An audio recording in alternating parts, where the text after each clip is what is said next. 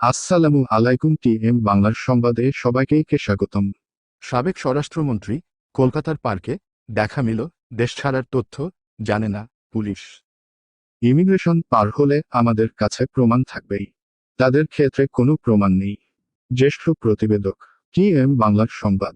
সাবেক আওয়ামী লীগ সরকারের স্বরাষ্ট্রমন্ত্রী আসাদুজ্জামান খান কামালকে কলকাতার একটি পার্কে দেখার খবর নিয়ে শোরগোল উঠলেও তার বৈধভাবে দেশ ছাড়ার কোনো তথ্য পুলিশের হাতে নেই। পুলিশের বিশেষ শাখার প্রধান অতিরিক্ত আইজি চলতি দায়িত্বে শাহ আলম বুধবার বিডিনিউজ24.com-কে বলেন, সাবেক স্বরাষ্ট্রমন্ত্রীসহ যাদের কথা জানা যাচ্ছে তারা বৈধভাবে যাননি, এটা নিশ্চিতভাবে বলা যেতে পারে।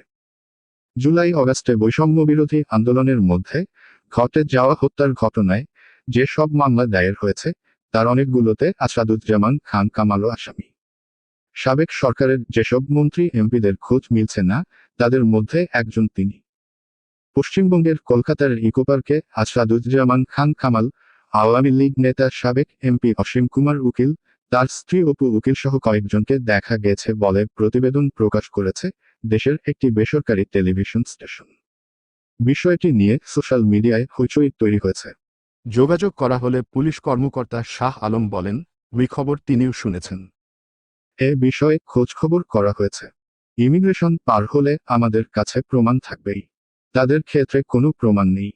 অন্য যারা গেছেন তাদের ব্যাপারেও কোনো তথ্য নেই জানিয়ে অতিরিক্ত আইজি শাহ আলম বলেন, অনেকেই অবৈধভাবে গেছেন, কেউ দেশে আছেন, অনেককেই আইনশৃঙ্খলা বাহিনী গ্রেপ্তারও করছে। শেখ হাসিনার সরকার পতনের পরপরই অনেকে বৈধভাবেও দেশ পার হয়েছে বলে জানিয়েছেন শাহ আলম। তিনি বলেন, 6 থেকে 7 অগাস্ট কয়েকজন গেছেন। মূলত সে সময় কোনো নির্দেশনা ছিল না। এদের মধ্যে সাবেক পুলিশ কর্মকর্তা আব্দুল কাহ্হার আকন্দ রয়েছেন। কাওরানবাজারের র্যাবের সংবাদ সম্মেলনেও আসাদুজ্জামান খান কামালের কলকাতায় অবস্থানের বিষয়টি নজরে আনা হয়। র্যাবের আইন ও গণমাধ্যম শাখার পরিচালক লেফটেন্যান্ট কর্নেল মুনিম ফেরদৌস বলেন, সাবেক স্বরাষ্ট্রমন্ত্রীর দেশের বাইরে যাওয়ার কোনো তথ্য তাদের কাছে নেই। আজকের মতো এই ছিল আমাদের কাছে চাঞ্চল্যকর তথ্য। আমাদের চ্যানেলটি সাবস্ক্রাইব করে পাশে থাকবেন এবং নিত্য নতুন খবর আমরা আপনাদের সামনে তুলে ধরব। ধন্যবাদ।